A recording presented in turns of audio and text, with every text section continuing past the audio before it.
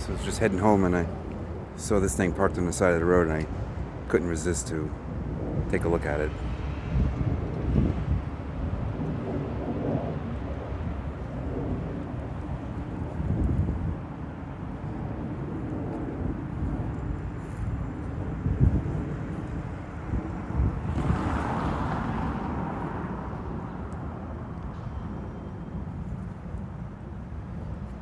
Alright, thanks for watching.